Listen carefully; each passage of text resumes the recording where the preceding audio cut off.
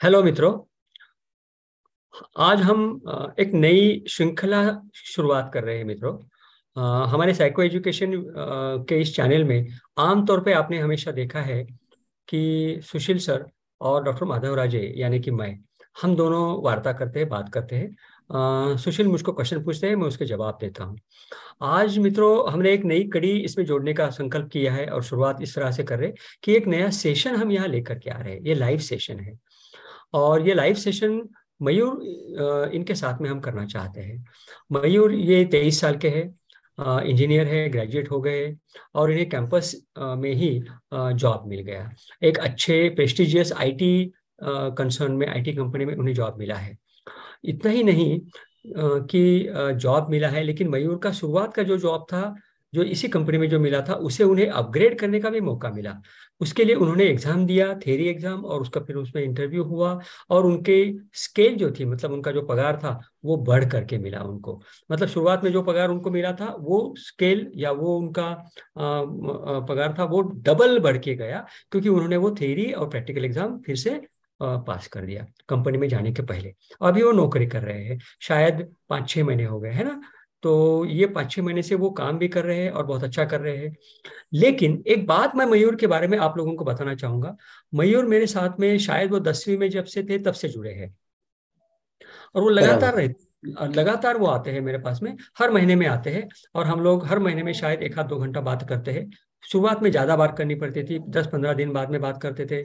उसके भी पहले 7-7 दिन में मिलते थे, लेकिन अभी वो काफी अच्छे हैं तो हम महीने में एक बार ही बात करते हैं उनके साथ में। तो मैं तब से देख रहा हूँ कि मयूर की ये एक बात मैंने हमेशा देखी कि मयूर को हमेशा कोई ना कोई समस्या रहती है मन में। मन में उनके हमेशा दुविधा रहती है, मन से वो परेशान रहते हैं। अपनी परेशानी वो खुद बताएंगे, लेकिन मैं ये इंट्रोडक्शन या ब्रीफ करने के लिए आपको बता रहा हूँ। ऐसा उनका स्वभाव 10वीं से मैं देख रहा हूँ और वो चीज उनके साथ में फिर हम बात करते हैं।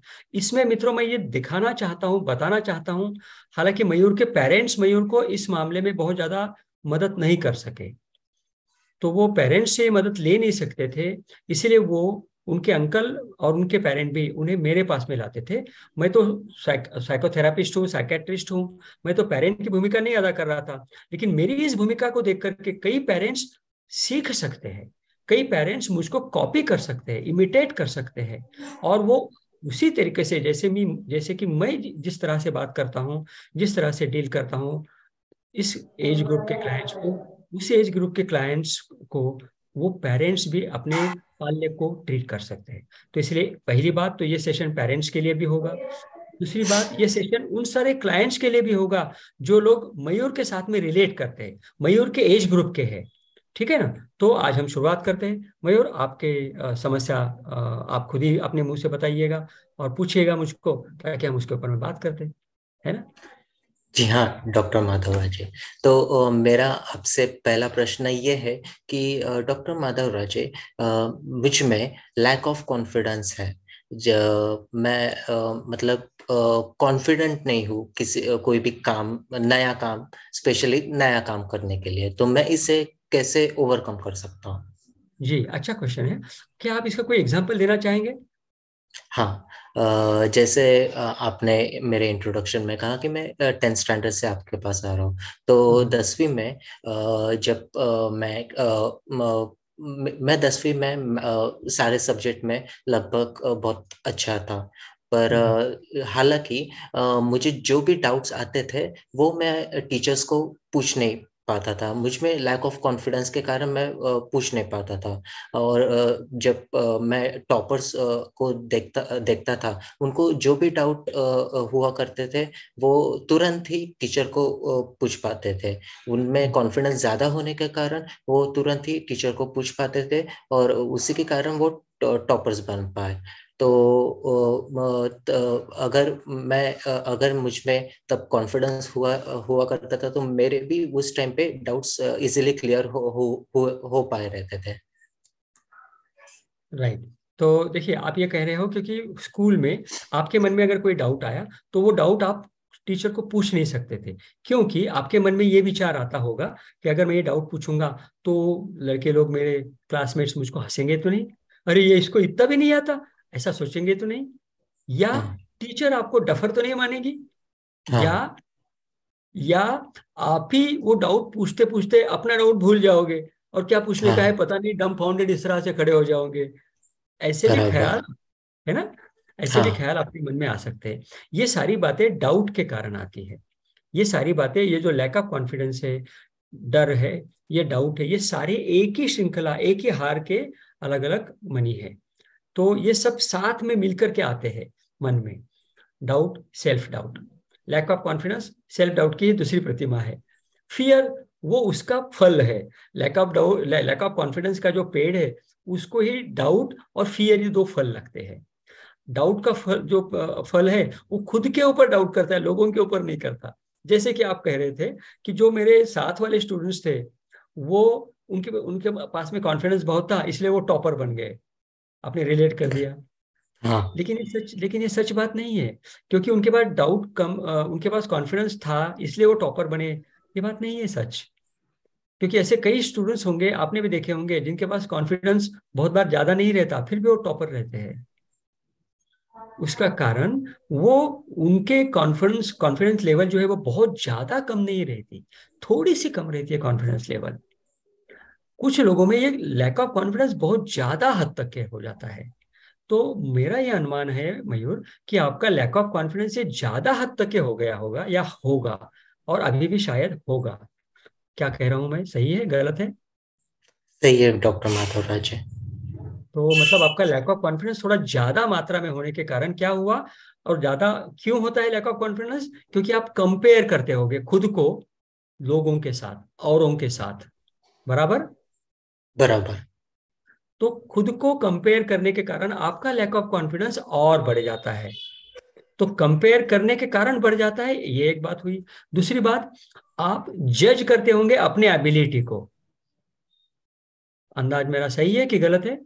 बराबर है। खुद खुद के स्किल्स पे मैं डाउट रेस करना स्टार्ट कर देता हूँ।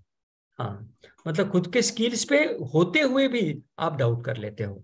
तो ये डाउट जो है, ये करने की जो बात है, ये करने के कारण, मतलब खुद को डाउट करना, उसके कारण फियर डेवलप हो जाना, इन सब चीजों के कारण आपके पास में लैक ऑफ कॉन्फिडेंस और ज्यादा बढ़ जाता है।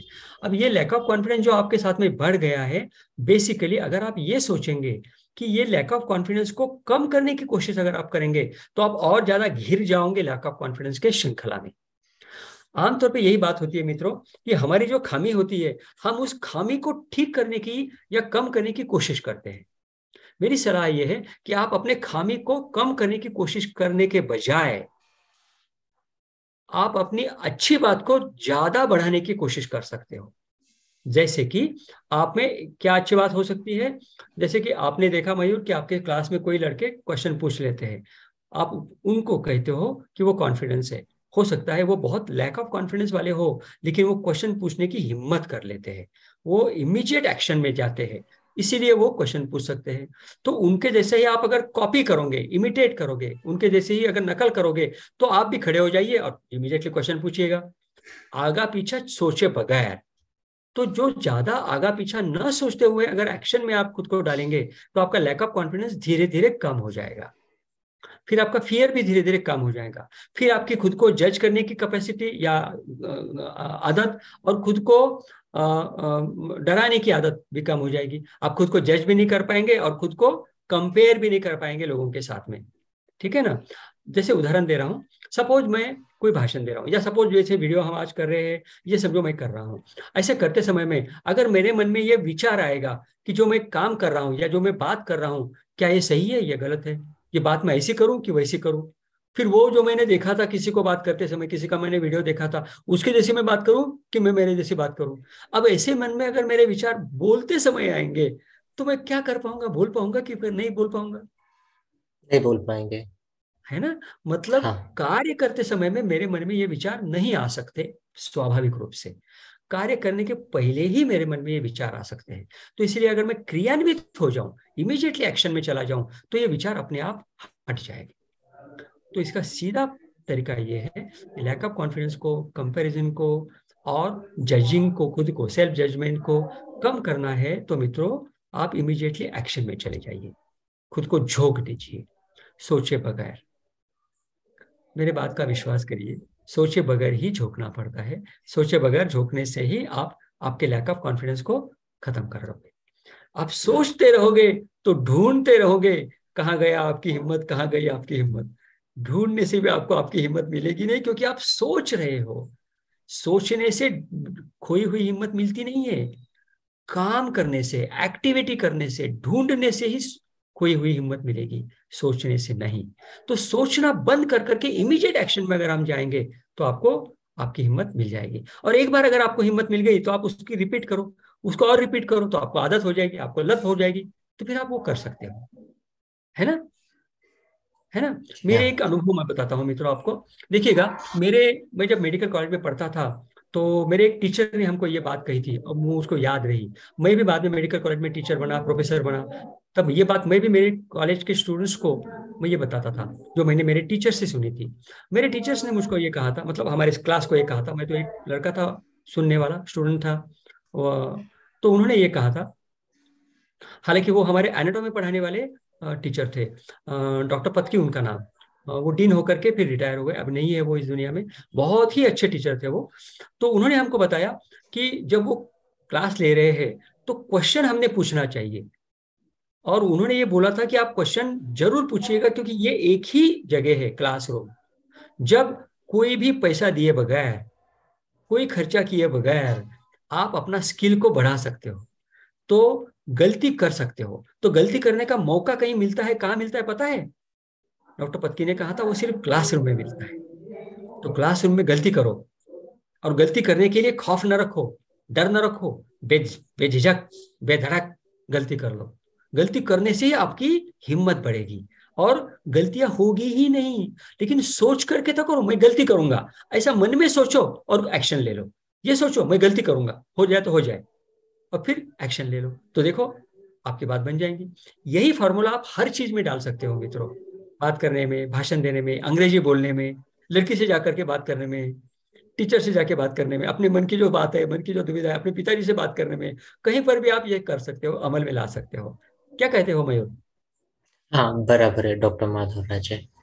हमें लैक ऑफ कॉन्फिडेंस से लॉट ऑफ कॉन्फिडेंस में कन्वर्ट करना चाहिए खुद को। बहुत अच्छा, बहुत अच्छी बात बताई, बहुत अच्छी बात बताई। क्या इसके ऊपर में और कोई आप बात बताना चाहोगे? अ, अ, जी हाँ, डॉक्टर माधव राज है। जैसे कि आपने कभी मैं जब स्कूल में था तो मैं अपने स्कूल की तरफ से क्रिकेट बहुत खेलता था। तो हम्म। जब भी कोई फास्ट बॉलर, जब मैं बैटिंग करता था, जब भी कोई फास्ट बॉलर मेरे कान के पास से बॉल बहुत तेजी से बॉल पास होती थी, तो मैं डर जाता था एकदम। तो तो जब वही बॉलर जब दूसरी बॉल मुझे डालने जाता था, तो मैं वो बॉल को मेरे कान के पास से जाने ही नहीं देता था। मैं फ्रंट फुट में आके जोरदार शॉट मार देता था कि मेरे कान के पास से बॉल जाने से मुझे डर ना लगे करके। तो वो बॉल सीधे बाउंड्री पे चले जाती थी। बहुत अच्छा, गुड गुड गुड। अभी मैं एक बात आखिरी में, आगे अब हमारा सेशन का आखिरी मकाम है, इसमें एक बात मैं पालक लोगों से बताना चाहूंगा मित्रों, इसी माध्यम से। देखिएगा मित्रों, मयूर बहुत होनहार व्यक्ति है, मयूर बहुत सक्सेसफुल इंजीनियर है, और अच्छे आईटी प्रोफेशन में उसको नौकरी मिली है। लेकिन मयूर ये हमेशा सेल्फ डाउट को लेकर के रहने वाला लड़का है। तब भी था जब वो स्टूडेंट था, अब भी है जब वो मैच्योर प्रोफेशनल बन गया है। तो सेल्फ डाउट वाले जब भी लड़के अगर आपके घर में हो या आपके पहचान के हो, तो आप उनको बहुत ज्यादा, मतलब सीरियसली ना लो, आप वो खराबी ना मानो। अगर वो सेल्फ डाउट करते हैं तो करने दो यार, कुछ हरकत नहीं उसके। है ना? एज अ पालक आप अगर उनके सेल्फ डाउट को बहुत ज्यादा मन में नहीं लोगे, उसको इंपॉर्टेंस नहीं दोगे, उसको सेल्फ डाउट निकालो, सेल्फ डाउट मत रखो, ऐसा नहीं बोलोगे, तो उनका सेल्फ डाउट अपने आप निकल जाएगा।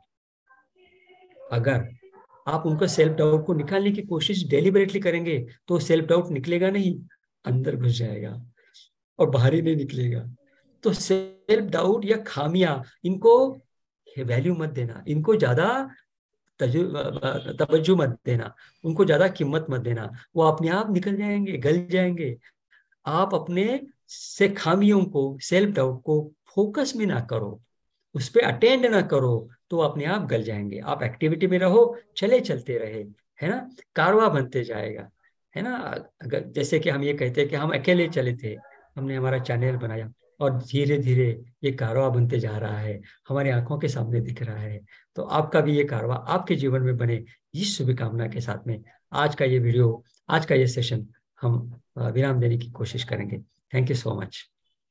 Thank you very much. और जाते जाते मैं सभी स्टूडेंट्स को या जो भी मुझ जैसे व्यक्तियों को जो लैक ऑफ कॉन्फिडेंस से डील नहीं कर पाते, जिनको लगता है कि उनमें ये खामी है, तो मैं एक पोएटिक अंदाज में उनको एक मैसेज देना चाहता हूँ कि कौन है जिसमें जमी नहीं है। ध्यान से सुनिएगा।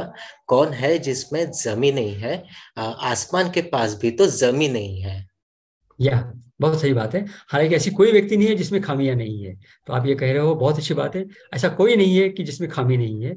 आप देखो आसमां, आप ऊपर देख करके देखते हो, इस आसमां के पास में भी तो जमी नहीं है, तो हमारे पास में जमी नहीं रही तो क्या बात हुई, है ना।